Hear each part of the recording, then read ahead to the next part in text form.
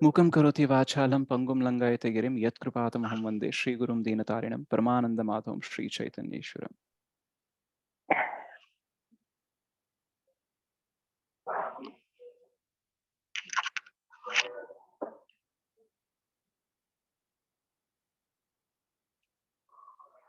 सो हरे कृष्णा माताजी एंड प्रभु जी, दंडवत प्रणाम। सो क्या मेरी आवाज अभी क्लियर है या फिर कोई डिस्टरबेंस है?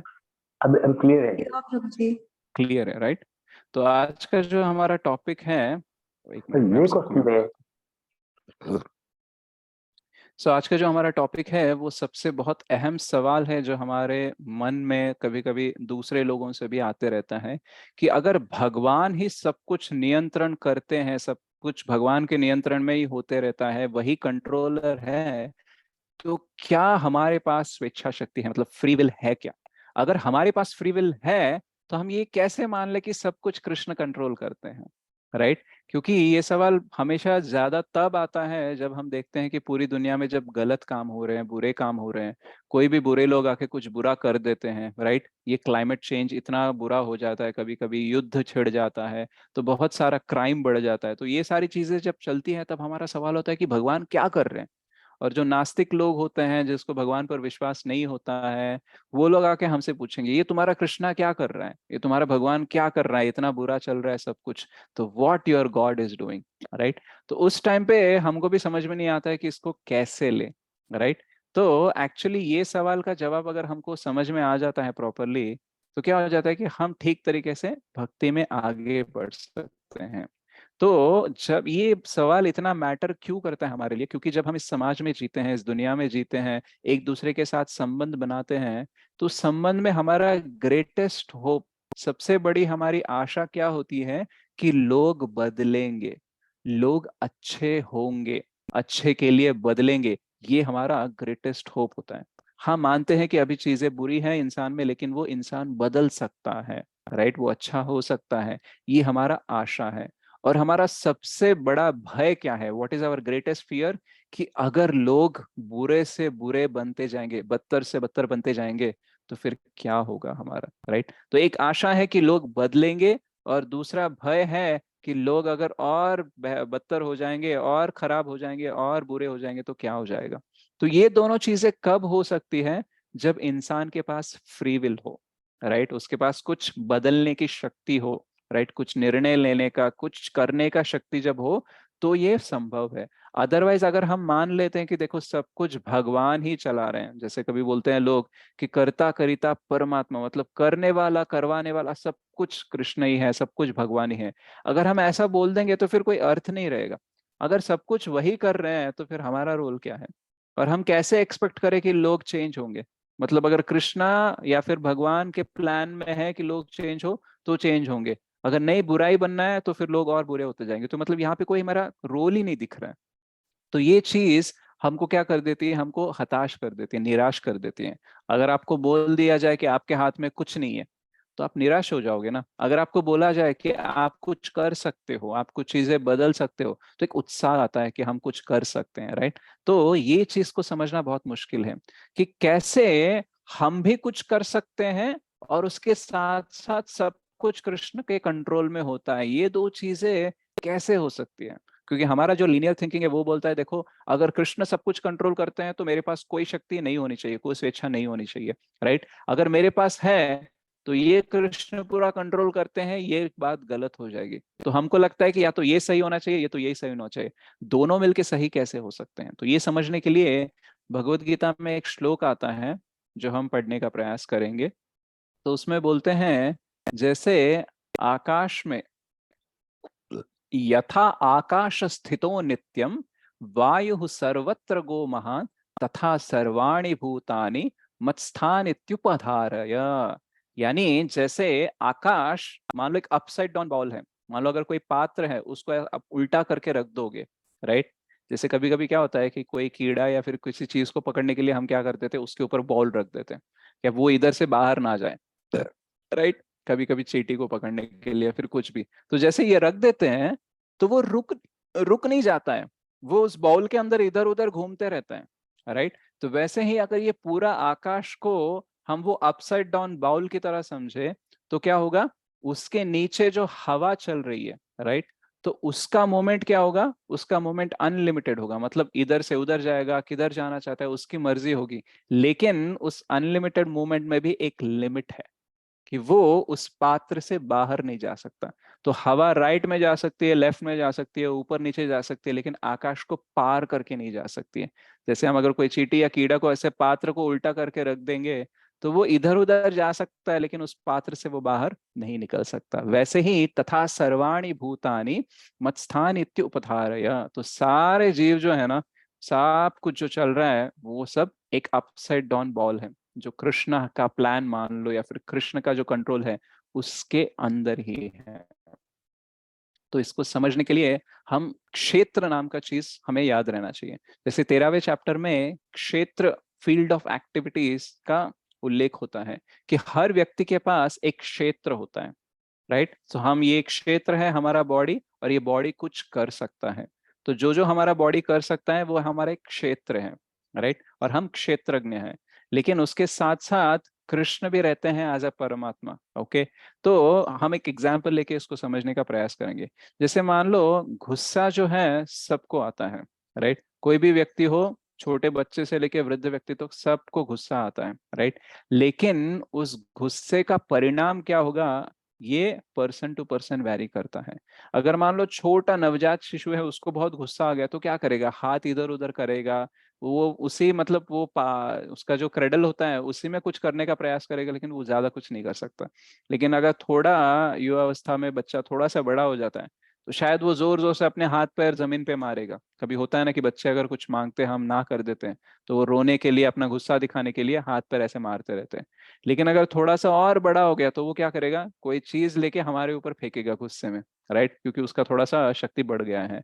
लेकिन मान लो अगर गुस्सा एक बड़े व्यक्ति को आया और एक पावरफुल आदमी को आया, जैसे कोई प्रेसिडेंट ऑफ अमेरिका है या फिर किसी देश का प्राइम मिनिस्टर है, उसको अगर गुस्सा आ गया तो क्या हो जाएगा? कुछ न्यूक्लियर बटन्स दबा देगा और जिस कंट्री के ऊपर गुस्सा है उस कंट्री को उड़ा दे सकता है, राइट। तो उसके पास उतना शक्ति होता है। तो अभी ये जो शक्ति है इसका एक लिमिट है। जैसे बच्चे से लेके प्रेसिडेंट ऑफ अमेरिका तक हम देखते हैं कि गुस्से का परिणाम अलग अलग हो रहा है, लेकिन ये अलग अलग परिणाम देने का शक्ति जो है वो भी टाइम के थ्रू भी सीमित होता है, राइट। ना ही एक एरिया के थ्रू, बट एक टाइम के थ्रू भी सीमित होता है। जैसे कि मान लो प्रेसिडेंट ऑफ अमेरिका को अगर गुस्सा आ गया तो वो न्यूक्लियर बॉम्ब डाल के किसी कंट्री को ध्वंस कर सकता है, लेकिन वो किसी चंद्र ग्रह पर या सूर्य ग्रह पर ध्वंस नहीं कर सकता है, उसकी उतनी कैपेसिटी नहीं है। और ऊपर से जब उसका टेन्योर खत्म हो जाता है, जब उसका, ये क्या हो जाता है, उसके पोजीशन से वो रिजाइन करके आ जाता है। जैसे प्रेसिडेंट्स हर 5 साल में बदलते रहते हैं, राइट, प्राइम मिनिस्टर बदलते रहते हैं। तो जब उसका पोजीशन चला जाता है तो उसके हाथ में कुछ पावर नहीं होता है। यानी जब वो पद पे था तो वो सबको कंट्रोल करता था, मतलब पूरी आर्मी को कंट्रोल कर सकता था। लेकिन जब वो अपने पद से नीचे आ जाएगा, उसका पोस्ट वो नहीं रहेगा, उस टाइम पे वो एक मामूली पुलिस को भी अपने घर पर रेड मारने से रोक नहीं सकता। जो व्यक्ति एक कंट्री को उड़ाने से नहीं रोक पाता था, कोई उसे रोक नहीं पाता था, वो आज एक मामूली पुलिस को भी रोक नहीं पाएगा। क्यों? क्योंकि पोस्ट बदल गया, राइट। तो टाइम के हिसाब से हमारे पास कुछ शक्तियां होती हैं और कुछ टाइम के बाद वो शक्तियां नहीं रहती हैं। तो इसीलिए ये हमारे लिए समझना बहुत इंपॉर्टेंट है कि जो कुछ भी हम कर सकते हैं वो एक लिमिट होता है, और वो करने का भी एक टाइम होता है। उससे ज्यादा हम नहीं कर सकते, उसके बाहर हम नहीं कर सकते।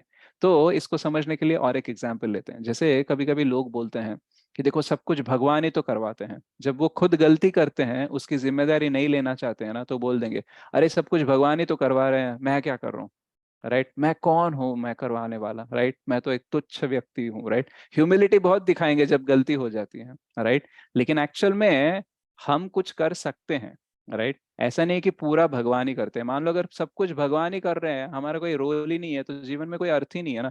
हम तो बस ऐसे ही पपेट्स की तरह है कि देखो भगवान नचा रहे हैं, हम नाच रहे हैं। ओके, नहीं, भगवान नचाना चाहते हैं लेकिन हम नाच नहीं रहे, हम खुद के स्टेप्स हम डाल रहे हैं, वो अलग बात है, राइट। तो यहाँ पे हम एक और एग्जाम्पल के साथ समझने का प्रयास करेंगे।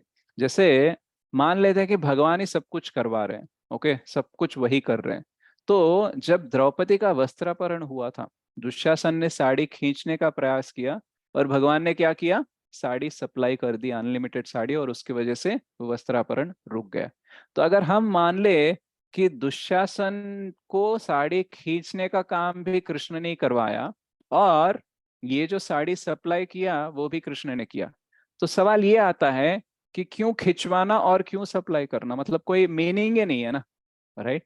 तो एक्चुअली यहाँ पे समझने की बात यह है कि दुशासन भी एक आत्मा है, और जब एक आत्मा को शरीर मिलता है, उस शरीर के ऊपर उसका कितना कंट्रोल हो सकता है, उस शरीर के साथ वो क्या कर सकता है, ये परमात्मा डिसाइड करते हैं, राइट। हमारे कर्म के अनुसार, हमारे कार्यों के अनुसार हमें एक सीमित कंट्रोल, सीमित नियंत्रक शक्ति दी जाती है, राइट। तो दुशासन के पास साड़ी खींचने की जो शक्ति है ना, वो शक्ति कृष्ण ने ही सप्लाई की है, लेकिन साड़ी खींचने का विचार जो है वो कृष्ण का नहीं है, right. So Krishna is the cause of all causes, but he is not the cause of all effects. यानी कृष्ण सर्व कारण कारणम है, लेकिन सर्व परिणाम या फिर सर्व प्रभाव कारणम नहीं है, राइट। तो उसको खींचने की शक्ति का कारण कृष्ण है, लेकिन वो खींच रहा है उसका कारण कृष्ण नहीं है, राइट। तो ये अगर हम समझ नहीं पाएंगे तो प्रॉब्लम क्या हो जाएगा, देखो अगर मान लेते हैं कि सब कुछ भगवान ही कर रहे हैं, राइट, तो फिर ये तो गलत बात हो जाएगी ना, क्योंकि सब कुछ भगवान कर रहे हैं तो कर्म हम क्यों भुगत रहे हैं, राइट। अगर भगवान ही हमारे साथ बुरा कर रहे हैं और वो बुरा करवाने के बाद हमको ही पनिशमेंट दे रहे हैं, मतलब हमसे ही बुरा करवाएंगे, हमें ही पनिशमेंट देंगे, ये कैसी बात होगी। तो भगवान पर से हमारा विश्वास उठ जाएगा, isn't it? तो ये सोचना कि सब कुछ भगवान कर रहे हैं, ये गलत हो जाएगा, मीनिंगलेस हो जाएगा, ओके। तो क्या होता है कि भगवान हमें एक सीमित शक्ति देते हैं, और वो उनके सुपरविजन में ही हम ये सब चीजें करते हैं। 13 चैप्टर में बोलते हैं कृष्ण उपद्रष्टा अनुमंता चा, so Krishna is the overseer and permitter. तो दुर्योधन को साड़ी खींचने का विचार कृष्ण ने नहीं दिया, लेकिन जब उसको साड़ी खींचने का विचार आया, उसने अलाउ किया, कृष्ण ने अलाउ किया, परमिट किया कि हाँ तुम खींच सकते हो।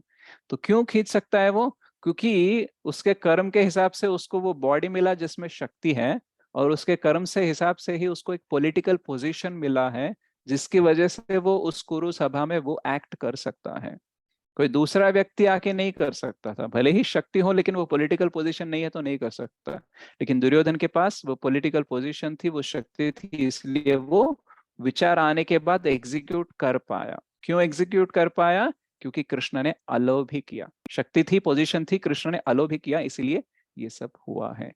तो अब ये बात समझना हमारे थोड़ा मुश्किल हो जाता है कि कृष्ण अलाउ क्यों करते हैं, राइट। अलाउ नहीं करना चाहिए ना, ओके, बुरा नहीं होने देना चाहिए, इतना सब बुरा हो रहा है तो उनको रोकना चाहिए ना। तो ये समझना हमारे लिए बहुत मुश्किल हो जाता है। तो यानी कृष्ण अगर सब कुछ कंट्रोल कर सकते हैं तो गलत चीजें होने क्यों दे रहे हैं, राइट। तो इसको हम कैसे समझे, तो इसके लिए क्या करते हैं, हम एक और इंसिडेंट जो है, जो महाभारत में होता है, उसका हम थोड़ा सा विश्लेषण करेंगे। तो कृष्ण क्या करते हैं, शांति दूत बनकर जाते हैं कुरु सभा में, ताकि युद्ध को रोक दे, मतलब युद्ध होने से उसको टाल दे। तो जब कृष्ण जाते हैं तो ये समझना हमारे लिए बहुत इंपॉर्टेंट है कि अगर कोई शांति के लिए मैसेंजर बन के जा रहा है, तो कौन जा रहा है इसके ऊपर निर्भर करता है कि वो कंट्री या फिर वो पक्ष कितना सीरियस है। जैसे मान लो यूक्रेन और रशिया के बीच में युद्ध हो रहा है, राइट।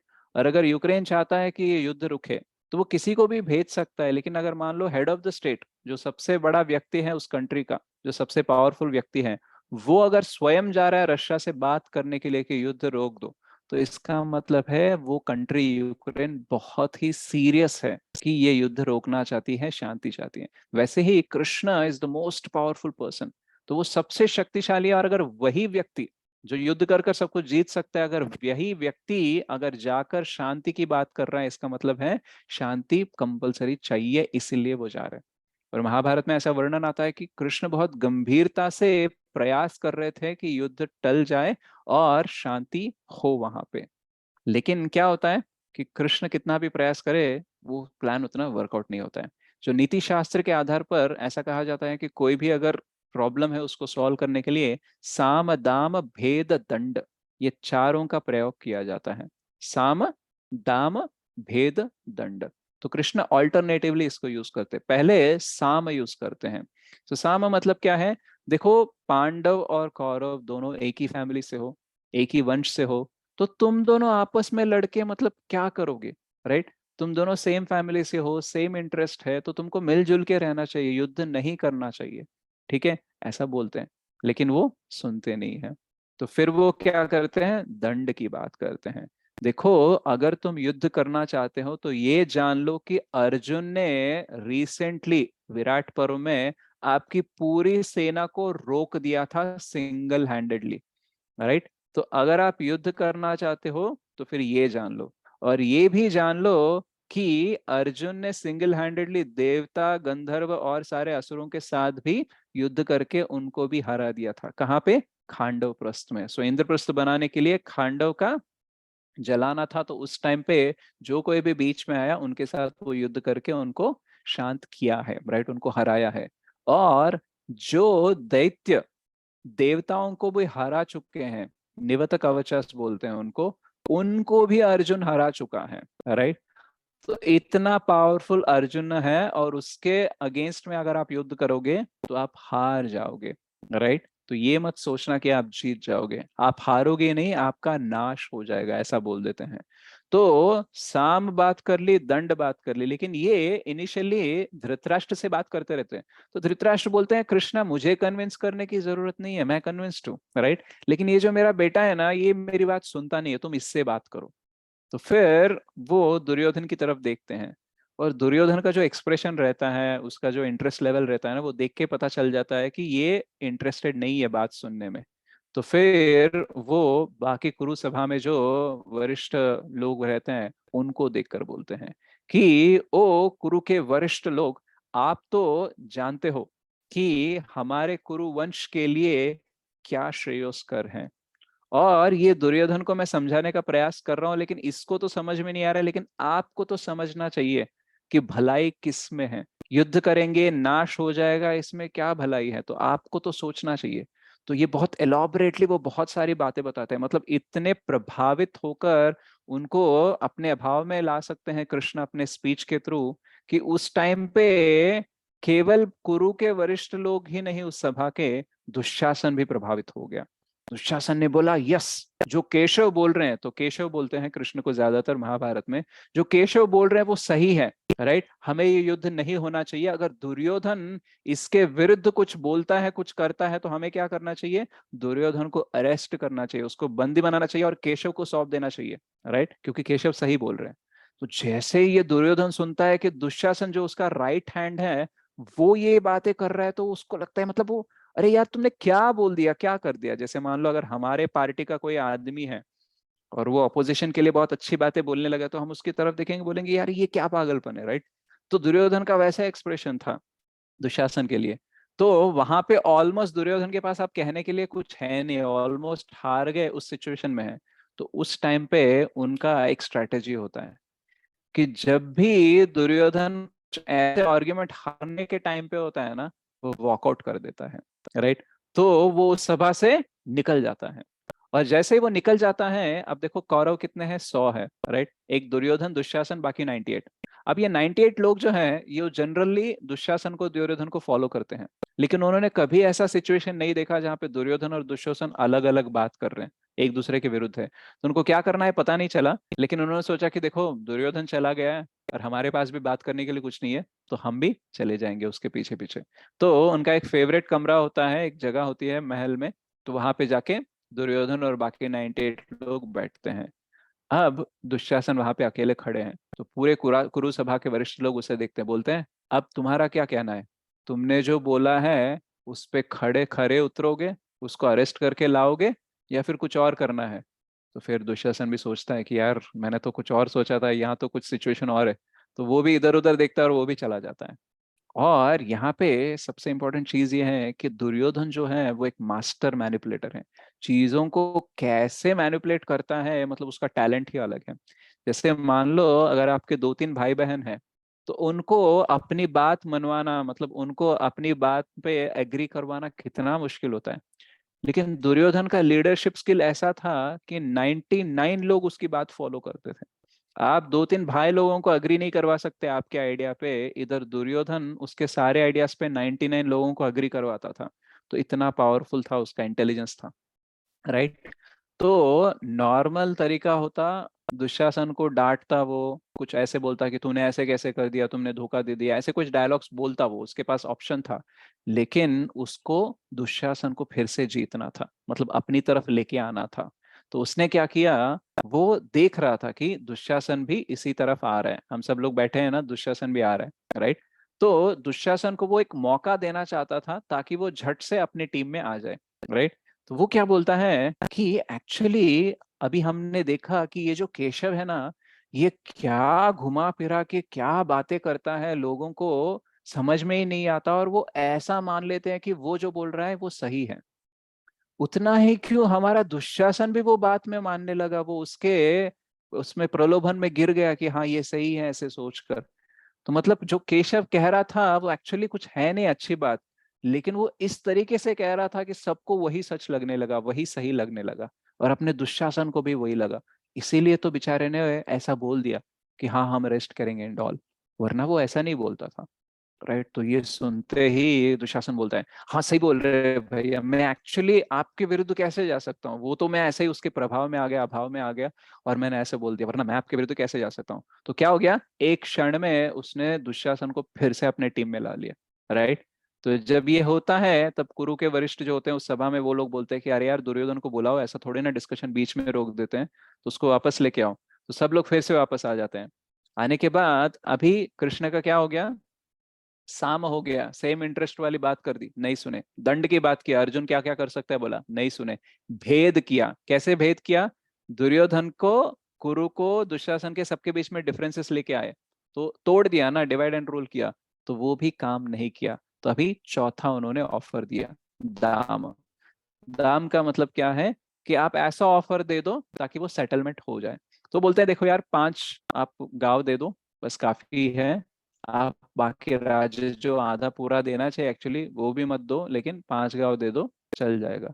तो 5 गांव 5 घर सब कुछ छोड़ दो। दुर्योधन बोलता है सुई की नोक जो हम ऐसे टांग करते हैं ना, उतनी सी भी जगह मैं नहीं दूंगा, राइट। तो एक पिन लेके, एक निडल लेके जितना आप जगह क्रिएट कर सकते हो एक जमीन पे, उतनी जगह भी मैं नहीं दूंगा, सुई की नोक जितनी जगह भी नहीं दूंगा। तो ये सुनने में तो बहुत फेमस डायलॉग लगता है, लेकिन ये कितना बुरा डायलॉग है हम समझने का प्रयास करेंगे। जैसे मान लो अगर आप जा रहे हो किसी के घर, आपके मित्र या आपके संबंधी के व्यक्ति के घर जा रहे हो, आप बोल रहे हो कि हमारे घर में हाउस प्रोग्राम रखा है आप आओ, राइट।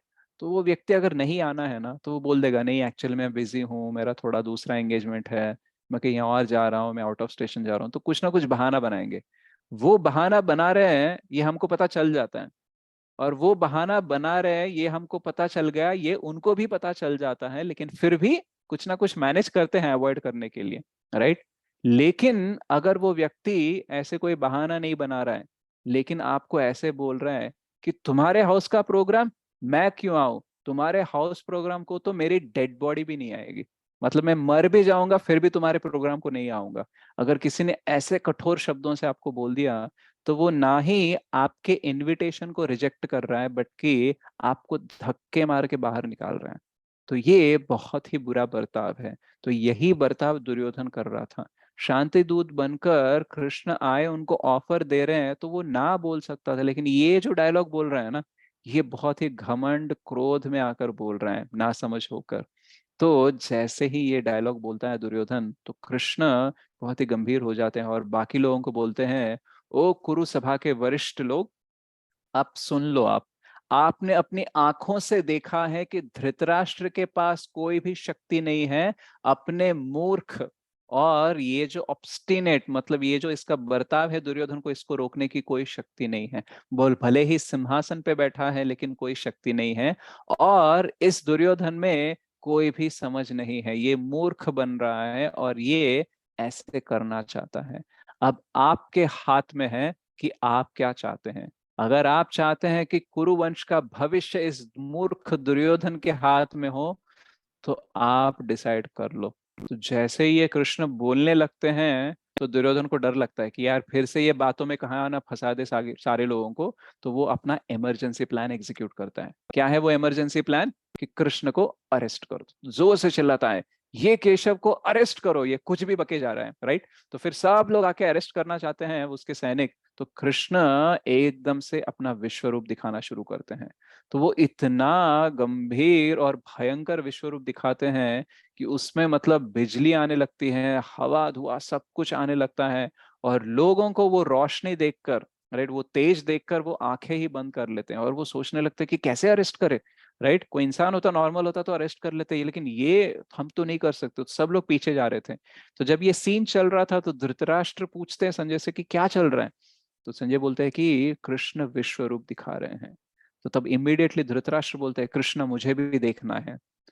तो फिर कृष्ण के पास कोई कारण नहीं था कि क्यों मैं अपना विश्व रूप धृतराष्ट्र को दिखाऊं, लेकिन उन्होंने सोचा यदि ये विश्व रूप धृतराष्ट्र देखेंगे तो शायद दुर्योधन को कुछ समझा पाएंगे, कन्विंस करेंगे युद्ध से हटने के लिए। तो वो टेम्पररीली धृतराष्ट्र को वो विश्व रूप देखने की शक्ति देते हैं और वो आश्चर्यचकित हो जाता है धृतराष्ट्र। लेकिन दुर्भाग्यवश वो आश्चर्यचकित हो जाते हैं, लेकिन वो उसके हृदय को परिवर्तन नहीं कर पाता है। पूरा विश्वरूप होने के बाद में कृष्ण फिर से नॉर्मल हो जाते हैं, लेकिन उसके बाद में भी दुर्योधन को एक बात भी नहीं बोलते धृतराष्ट्र। और ऊपर से दुर्योधन ये सब कुछ देख कर भी उसके भी मन में कोई भावना बदल नहीं होती है। वो तो उल्टा ये बोलने लगता है, मतलब कृष्ण नॉर्मल हो जाते हैं और आराम से जैसे कि कुछ हुआ ही नहीं, कोई फेस में एक्सप्रेशन नहीं, और वो सात्विकी के कंधे पे हाथ डालते हैं और दोनों बाहर चले जाते हैं। तो उस टाइम पे दुर्योधन बोलते हैं एक्चुअली आप ये सब देख के कुछ ज्यादा मत सोचो। जनरली क्या है, ये केशव ने ना थोड़ा सा माया शक्ति दिखाया है, राइट। एक्चुअली मैं भी थोड़ा टाइम मिलेगा, थोड़ा सा योगा मेडिटेशन मिस्टिक पावर कुछ ले लूंगा ना, मैं भी कर सकता हूँ, ये कोई बड़ी बात नहीं है। और ये जब युद्ध स्टार्ट होगा ना ये सब कुछ काम नहीं करेगा, आप इसके बारे में ज्यादा सीरियसली मत लो। तो ऐसे बोल के वो अपना तो परसेप्शन खराब करता है और ये बोल के दूसरों का भी परसेप्शन खराब करने का प्रयास करता है। तो यहाँ पे अगर देखा जाए तो ये पूरे सीन में कृष्णा फेल हो गए। मतलब कृष्ण शांति दूत बनकर शांति चाहते थे, युद्ध को टालना चाहते थे, लेकिन अब ये युद्ध अनिवार्य हो गया है, राइट। तो कृष्ण जो चाहते हैं वो नहीं हुआ, ऐसा हमें लगता है। तो ये सीरियस तत्व ज्ञान के तौर पर एक सीरियस क्वेश्चन रेस करता है कि भगवान कैसे फेल हो सकते हैं, वो अजित है, राइट। वो जो चाहते हैं वो होना ही चाहिए, तभी तो वो भगवान है, तो ऐसे कैसे यहाँ पे फेल हो गए। तो इसका जवाब भी कृष्ण ही देते हैं। तो ये शांति समावेश होने के एक दिन पहले ही शाम को वो पहुंचते हैं, राइट, हस्तिनापुर। लेकिन उस टाइम पे दुर्योधन ऑलरेडी प्लानिंग बना लेता है कि देखो जब कृष्ण आएंगे ना, मैं उनको दुशासन के पैलेस में उनका स्टे अरेंज करूंगा और उनको इतने गिफ्ट दूंगा, 56 भोग, इतना कुछ खिलाऊंगा, इतना कुछ उनको मनोरंजन देने का प्रयास करूंगा कि वो मेरी तरफ आ जाएंगे और मेरे विरुद्ध कुछ नहीं बोलेंगे। ऐसा वो प्लान कर रहा था। और वो दुशासन का पैलेस में क्यों स्टे अरेंज कर रहे थे, क्योंकि 100 भाइयों में एक्चुअली दुर्योधन सबसे सीनियर है, तो सबसे बड़ा महल उनका होना चाहिए। लेकिन ये मैनिपुलेटर है ना, इसको पता है कि सबसे बड़ा मेरा होगा तो कहीं ना कहीं कुछ ईर्ष्या की भावना आएगी दुशासन को, और शायद कभी कभी मेरा विरोध कर सकता है। तो उसने क्या किया, दुशासन का महल अपने महल से बड़ा बनवाया, राइट, और लग्जरियस बनाया।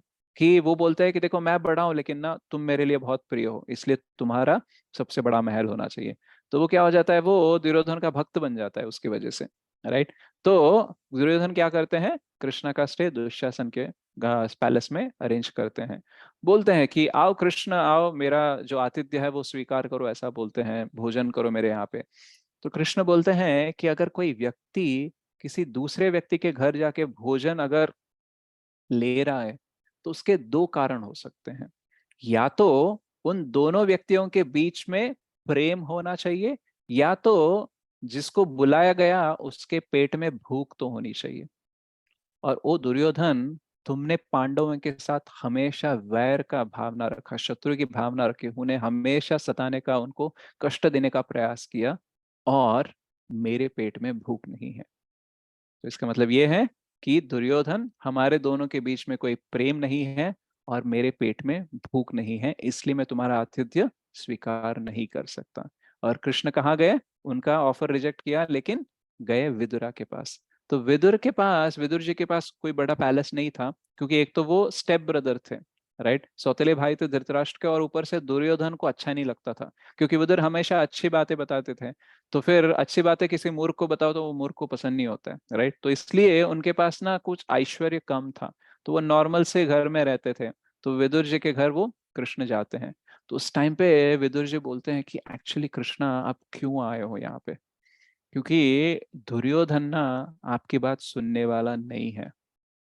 और मैं आपको बता दूं कि थोड़ी देर पहले ही दुर्योधन अपने प्लान्स शेयर कर रहा था, और वो बोल रहा था कि आपको बहुत सारा प्रलोभन देकर आपको उसकी तरफ मोड़ लेगा, और अगर आप नहीं सुने, आपने तिरस्कार किया उसके प्रलोभन को, तो वो आपको अरेस्ट करने का भी प्लान कर रहा है। और जैसे ही ये उसने बोला दुर्योधन ने कि मैं केशव को अरेस्ट करूंगा, तो भीष्मदेव वहां पे बहुत क्रोधित हो गए और बोलने लगे, क्या पागलों जैसी बातें कर रहे हो तुम। ये नहीं जान सकते हो कि केशव ने कभी भी तुम्हारे साथ कोई भी अन्याय नहीं किया, कोई भी गलत काम नहीं किया। और ऊपर से केशव के जो भाई है बलराम जी से तो तुमने गदा युद्ध ये सब सीखा है। और ऊपर से यदुवंश ने कभी भी कुरुवंश के प्रति कोई ऐसा अन्याय या कोई बुरा किया है, तो वैसे यदुवंशी को तुम क्यों अरेस्ट करना चाहते हो। मैं तुम्हारे ऐसे बकवास गंदे गिनोने प्लान सुनना ही नहीं चाहता हूँ, ऐसा बोल के बहुत क्रोधित होकर वो चले जाते हैं। तो एक्चुअली भीष्मदेव जब द्रौपदी का वस्त्रापहरण होता है तब भी कुछ नहीं बोलते हैं, लेकिन इस बार ये प्लान सुनने के बाद इतना क्रोधित होकर, इतना मतलब गंभीरता से बोलते हैं, तो सबको लगने लगता है कि यार उस टाइम पे इतना घिनौना काम किया है तभी भीष्मदेव ने कुछ नहीं बोला, लेकिन ये प्लान सुनने के बाद अगर ये ऐसा बोल रहे हैं, मतलब ये तो उससे भी बहुत घिनौना प्लान है। तो शायद दुर्योधन ये प्लान एग्जीक्यूट नहीं करेगा, अपने प्लान्स को ये बंद कर देगा, ऐसा लोग सोच रहे थे। लेकिन विदुर जी बोले कि मुझे नहीं लगता कि दुर्योधन अपने प्लान्स को एग्जीक्यूट ना करने से रुकेगा, वो एग्जीक्यूट करेगा, वो अरेस्ट करने का प्रयास करेगा। भले ही भीष्मदेव ने बहुत गुस्सा करके ये सब कुछ बंद करने के लिए बोला, सबको लगा होगा, लेकिन मुझे नहीं लगता कि वो रुक जाएगा। तो कृष्णा, मैंने ऑलरेडी एक अपमान देखा है इस कुरु सभा में, वो है द्रौपदी का वस्त्रापहरण, और वो देखकर ही मेरा हृदय टूट गया है। और अगर कल तुम्हारे साथ एक और अपमान होगा जो तुम्हें अरेस्ट करने का दुर्योधन प्रयास करेगा, तो ये देखकर तो मेरा हृदय बिखर जाएगा।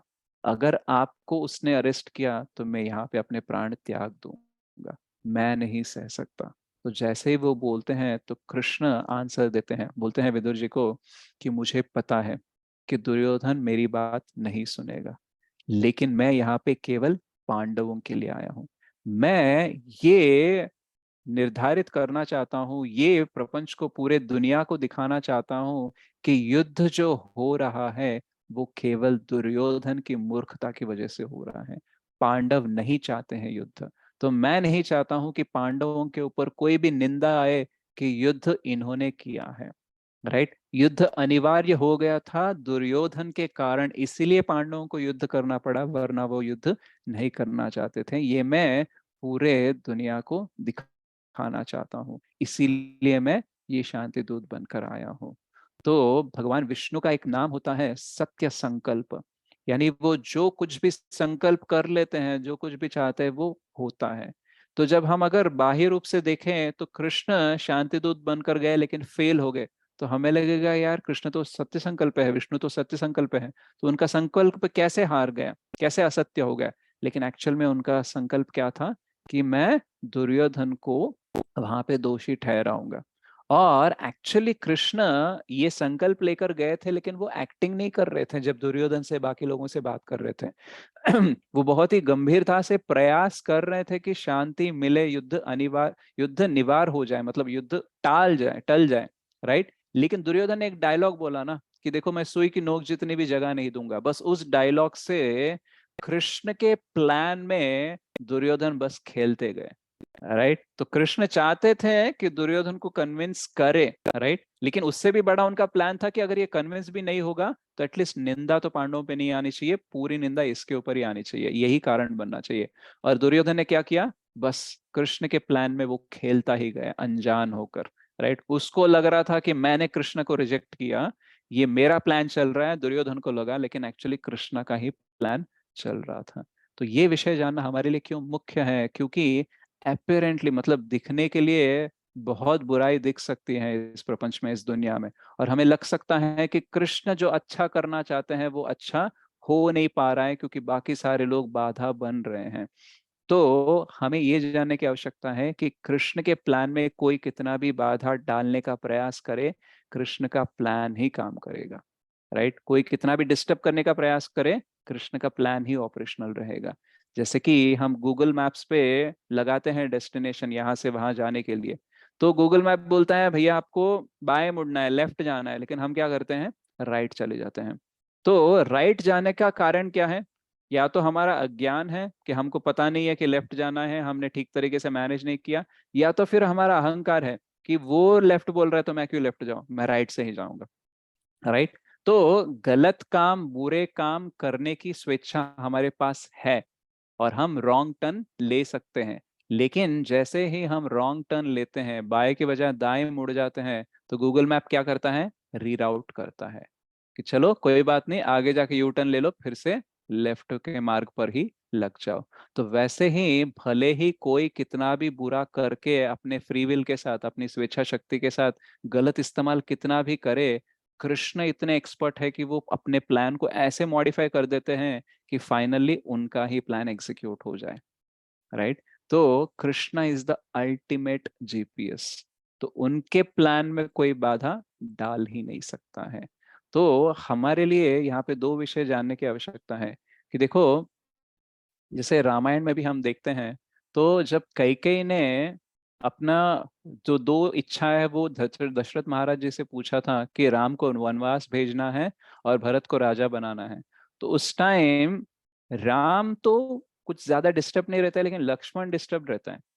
और लक्ष्मण इतना क्रोध में बोल देता है कि एक्चुअली राजा बनना आपका हक है, मैं आपको राजा बना के ही रहूंगा, कोई बीच में आएगा तो उसके साथ युद्ध करूंगा। तो ऐसे बोल के वो ऐसे क्रोधित हो जाते हैं और कैकेयी के बारे में भी बहुत कुछ भला बुरा बोलने लगते हैं। तो उस टाइम पे प्रभु रामचंद्र बोलते हैं कि ओ लक्ष्मण, कैकेयी के बारे में बुरा मत बात करो, don't talk badly about Kaikeyi. तो कैकेयी एक्चुअली बुरी नहीं है, वो थोड़ा सा प्रभाव में आ गई मंथरा की बातें सुनकर, but she is not wicked, but she is weak. मतलब वो बुरी नहीं है, बट थोड़ी सी दुर्बल हो गई थी और वो सोच नहीं पाई। राइट। तो ये प्रभु रामचंद्र जानते हैं।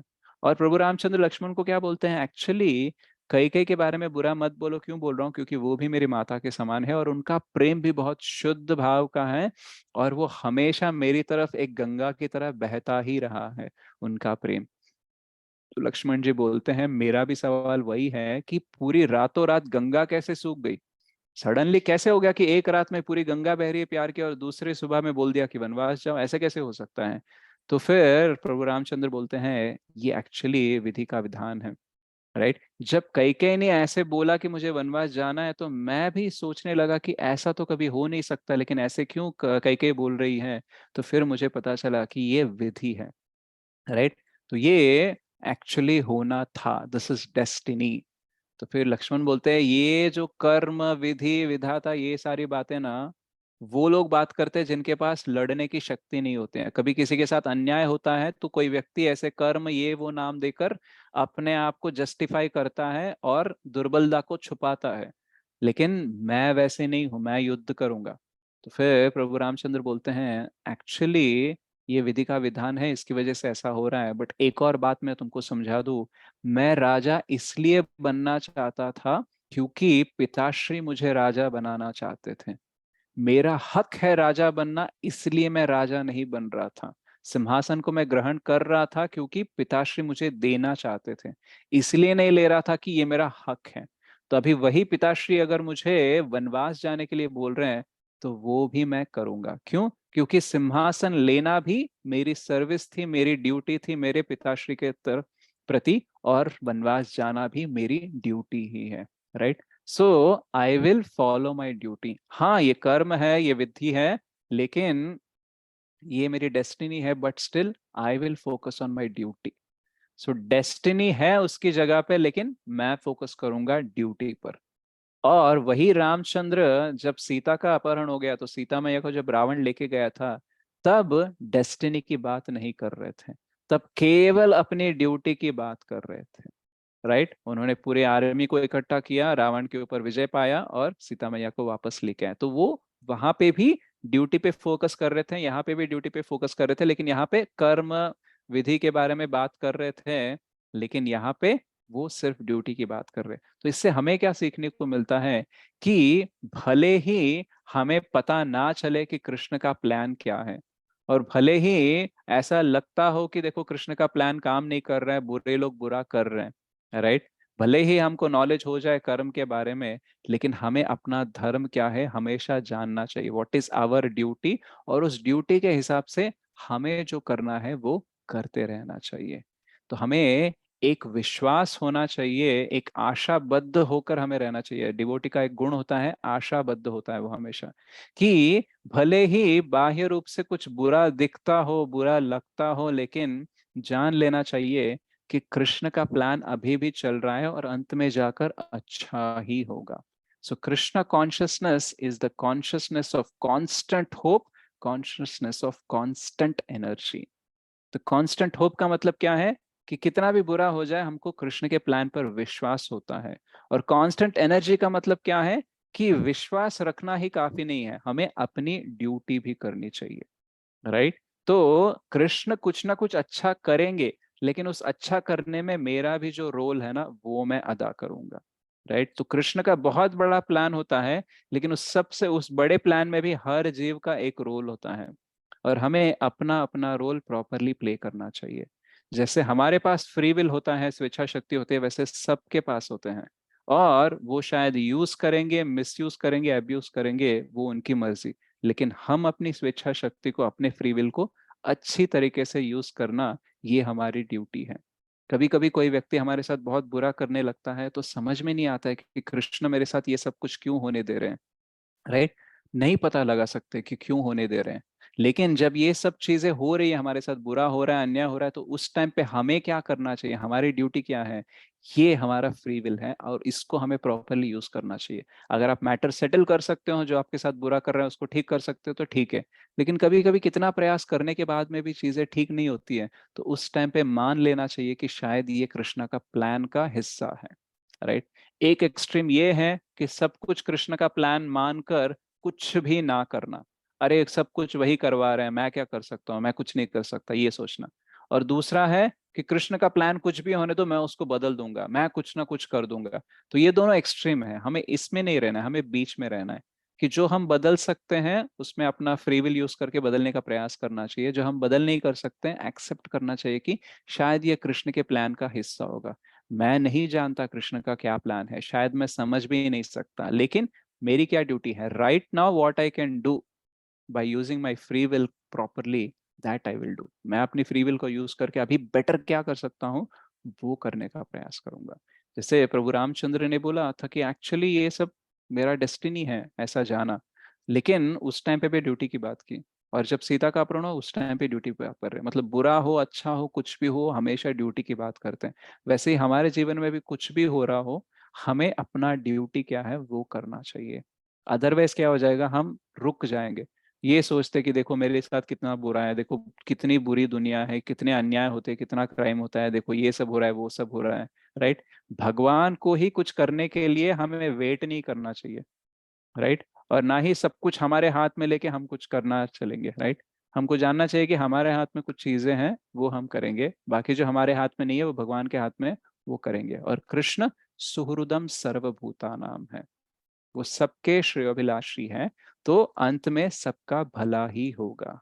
भले ही लोग बुरा करने का प्रयास कर रहे होंगे, लेकिन कृष्ण कुछ ना कुछ करके उसको मॉडिफाई कर देंगे। कभी कभी दूसरे लोग बुरा करते हैं तो एक्सेप्ट करना मुश्किल हो जाता है, लेकिन कभी कभी हम कुछ गलतियां कर देते हैं ना, उसको एक्सेप्ट करना भी बहुत मुश्किल हो जाता है। ओ मैंने कितना घोर पाप कर दिया, कितनी बड़ी गलती, कितनी फुद्दू जैसी, कितना सिल्ली मिस्टेक कर दिया, और हमें लगने लगा कि मेरी मिस्टेक की वजह से कृष्णा का प्लान काम नहीं करेगा। ओ उसके साथ बुरा हुआ क्योंकि मेरी ही गलती थी, मैंने ही ऐसा कर दिया, मैं अगर नहीं करता तो शायद वो उसके साथ बुरा नहीं होता। तो मे बी हो सकता है, लेकिन आप क्या प्लानिंग कर रहे थे कि बुरा करने का, उसको नहीं, लेकिन कभी कभी हो जाता है, हम अच्छा करना चाहते हैं लेकिन कभी कभी बुरा हो जाता है, तो उस टाइम पे हमें कर बैठो। अपने आप को दोष देकर दुखी नहीं होना है। हमें ये सोचना है कि ठीक है मेरे से गलती हो गई है, लेकिन still Krishna is very expert, इस गलती के थ्रू भी वो कुछ अच्छा कर सकते हैं। जैसे कि जब द्रौपदी और पांडवों के पास दुर्वासा मुनि 60,000 शिष्यों के साथ आए थे आतिथ्य स्वीकार करने के लिए, भोजन करने के लिए, दुर्योधन ने वांटेडली भेजा था क्योंकि उनको पता है कि द्रौपदी के पास अक्षय पात्र है और उसका खाना होने के बाद उधर से खाना नहीं निकलेगा। तो जब दुर्वासा मुनि को ये ऑफेंड करेंगे बिना खाना खिलाए तो फिर इनका अंत हो जाएगा, ऐसा वो दुर्योधन सोच रहा था कुछ बुरा करने के लिए पांडवों के साथ। लेकिन उस टाइम पे सब लोग एकदम परेशान थे, लेकिन द्रौपदी ने कृष्ण को रिक्वेस्ट किया कि कृष्णा प्लीज आप ही सेव करो। तो तुरंत कृष्ण वहां पे आ जाते हैं और बोलते हैं द्रौपदी कुछ खाने के लिए है क्या, मुझे भूख लगी है। तो फिर द्रौपदी बोलती है एक्चुअली खाने के लिए कुछ ही नहीं है, वो लोग खाने आए हैं इसीलिए तो तुमको बुलाया कि कुछ हेल्प करो। अब तुम आके बोल रहे हो कि तुमको भी भूख लगी, ये क्या है। तो हमारे जीवन में कभी कभी ऐसा ही होता है, हम कृष्ण को प्रे करते हैं प्रॉब्लम कम करने के लिए, फिर लगता है कि यार हम भक्ति करते जा रहे हैं, प्रे कर रहे हैं, लेकिन प्रॉब्लम बढ़ रही है कम नहीं हो रही है। राइट। तो टेम्पोररीली प्रॉब्लम बड़ा लग सकता है, राइट, लेकिन ग्रेजुअली प्रॉब्लम सॉल्व होता है। जैसे कृष्ण बोलते हैं मुझे भूख लगी है, तो द्रौपदी बोलते है कुछ नहीं है खाने के लिए। तो कृष्ण बोलते हैं देखो ना कुछ तो होगा। तो बोलते देखो अक्षय पात्र से ही सब कुछ निकलता है, वो ऑलरेडी मैं धो के रख दिया है क्लीनली, तो अभी कुछ नहीं है, मैं बोल रही हूँ ना। तो कृष्ण बोलते हैं नहीं कि फिर भी जाके देखो ना कुछ तो होगा। तो जनरली हमारे स्टील के पात्र होते हैं तो उसको ही हम बहुत अच्छे से विम बार लगा के 100 नींबू की शक्ति लगाकर पूरा क्लीन करके रखते हैं। मान लो अगर आपके पास कोई सोने का या फिर चांदी का कोई पात्र होगा तो कितना आप क्लीनली नीटली रखोगे, मतलब कोई गलती होने ही नहीं दोगे, कोई भी ऐसा दाग भी नहीं रहने दोगे, राइट। तो अभी अक्षय पत्र की तो बात और भी आगे है, तो उसको तो क्लीन होना ही है, राइट। लेकिन क्या हो जाता है सौभाग्यवश उसमें कुछ रह जाते हैं, राइट, कुछ दाने रह जाते हैं खाने के, तो वो कृष्ण ग्रहण कर लेते हैं, राइट। कभी कभी कुछ लोग बोलते हैं कुछ दाने रह गए, कुछ लोग बोलते हैं कोई वेजिटेबल का टुकड़ा रह गया, तो समहाउ थोड़ा सा खाना बचा था इतना सा। तो द्रौपदी भी परेशान हो जाती है कि ये ऐसा कैसे हो सकता है, रोज तो मैं क्लीन करके ही रखते हैं, ऐसा कैसे हो सकता है। तो फिर गलती द्रौपदी की थी या फिर उनके दासियों की थी जो उन्होंने ठीक तरह से क्लीन नहीं किया, गलती तो हुई है। लेकिन कृष्ण ने क्या किया, उसको ग्रहण किया तो उनका पेट भी भर गया, और बाकी वो 60,000 प्लस दुर्वासा मुनि उनका भी पेट भर गया, इतना भर गया कि मतलब ऐसे उबल गया था उनका, सूज गया था कि अरे यार अब तो कुछ नहीं खा सकते, ऐसी वाली फीलिंग उनको आ गई थी। तो यहाँ से हम एक चीज सीख सकते हैं कि देखो कृष्ण संतुष्ट हो जाएंगे तो फिर पूरा जगत संतुष्ट हो सकता है, यस तुष्टे जगत तुष्टे में ऐसा कुछ बोलते हैं, राइट। तो ये सीख सकते हैं, लेकिन इसके साथ साथ और एक हम सीख सकते हैं कि वहां पे गलती हुई कि क्लीनिंग ठीक तरीके से नहीं हुआ, लेकिन कृष्ण ने उस गलती को यूज करके भी प्रॉब्लम को सॉल्व कर दिया। कभी कभी हमें लगता है कि कृष्ण का अच्छा प्लान होगा लेकिन ये सारे बुरे लोग बुरा करके कृष्ण के प्लान में बाधा बन रहे हैं, या फिर कभी कभी लगेगा हमने कुछ गलत कर दिया इसलिए कृष्ण के प्लान में बाधा आ गई। लेकिन कृष्ण उस बाधाओं के ऊपर से भी अपना प्लान एग्जीक्यूट कर सकते हैं, उस बाधा को लेकर भी अपना प्लान एग्जीक्यूट कर सकते हैं। तो कृष्ण एक्सपर्ट है, वो सर्वज्ञ है, मतलब सर्वज्ञ है, सब कुछ जानते हैं, और एक्स्ट्रा इंटेलिजेंट, मतलब कितना भी इंटेलिजेंस है ना वो सब कुछ उनसे ही आता है, तो उनको पता है किस बाधा को कैसे यूज करना है। तो इसलिए हम जब गलती करते हैं तो हमें अपने आप को दोष ज्यादा देकर दुखी नहीं बनना चाहिए। देखो गलतियां करनी नहीं चाहिए, हमारी गलतियां करना कृष्ण का प्लान नहीं है, लेकिन हमारी गलतियां करने के बावजूद भी कृष्णा के प्लान में कोई फर्क नहीं पड़ेगा, उनका प्लान चलता ही रहेगा। So Krishna's plan will work in spite of our mistakes and even through our mistakes, right. So Krishna के प्लान को कुछ नहीं होगा, और जब तक कृष्णा का प्लान चल रहा है हमको दुखी होने की चिंता करने की जरूरत नहीं है, क्योंकि वो सुहृदम सर्वभूतानाम है, एट द एंड अच्छा ही करेंगे, राइट। और सबके लिए जो जगत कल्याण के लिए जो चाहिए वही होगा। तो पेशेंस हमें रखना चाहिए, और हमारा जो रोल है, right, Krishna consciousness is the consciousness of constant energy. हमारा जो रोल है ना उसमें एनर्जी हमको देनी चाहिए, हमको रुकना नहीं चाहिए कि देखो यार मैं क्या कर सकता हूँ, मेरे हाथ में क्या है, ऐसे रख के धर के बैठना नहीं चाहिए। मैं क्या कर सकता हूँ अभी इस सिचुएशन में, मेरे पास जितना कंट्रोल है, जो भी मैं कुछ कर सकता हूँ उसके साथ मैं अच्छा करूंगा। हुआ है मेरे साथ बहुत अन्याय हुआ है, बहुत बुरा है, लेकिन still I can do something good. अंत में कृष्ण भला करने वाले हैं, लेकिन उस भलाई में मेरा भी कुछ रोल होना चाहिए, right? So Krishna will bring good out of everything, but bringing that good out of everything, in that I should play my role. हर जीव का रोल होता है प्ले करना, और वो हमें प्ले करना चाहिए। ऐसे करेंगे तो क्या हो जाएगा, हमारे हृदय में भक्ति का विकास होगा, अच्छाई का विकास होगा, और हमारे चारों ओर भी हो जाएगा। हम भले ही दुनिया के किसी भी कोने में हो, हम उस कोने को रोशन कर सकते हैं अपनी भक्ति के थ्रू, अपनी अच्छाई के थ्रू। तो शायद पूरी दुनिया को रोशन ना कर पाए, राइट, लेकिन अपने जीवन को और अपने आसपास वाले जीवन को हम रोशन कर सकते हैं। तो ये सवाल का जवाब हमें जब मिल जाता है कि देखो सब कुछ कृष्ण के कंट्रोल में है, फिर भी हमारा फ्री विल होता है, और हमारा कितना भी फ्री विल मिसयूज हो जाए, अब्यूज हो जाए, कृष्ण का प्लान हमेशा ऑपरेशनल होता है। इसलिए हमें ज्यादा से ज्यादा अपना प्लान, अपना जो फ्री विल है उसको ठीक तरीके से यूज करना चाहिए, कृष्ण के प्लान के साथ जोड़ने के लिए प्रयास करना चाहिए। ओके, ये सारी चीजें अगर हम समझ जाएंगे तो our life will become more peaceful and more purposeful. हमारे लिए लक्ष्य भी अच्छे से दिखेगा, और उस लक्ष्य साध्य करने के लिए हम भी अच्छे से आगे बढ़ पाएंगे। तो हम थोड़ा सा समराइज कर लेते हैं। तो हमारा सवाल कैसे शुरू हुआ कि सब कुछ कृष्ण कंट्रोल करते हैं, तो मेरा क्या फ्री विल है?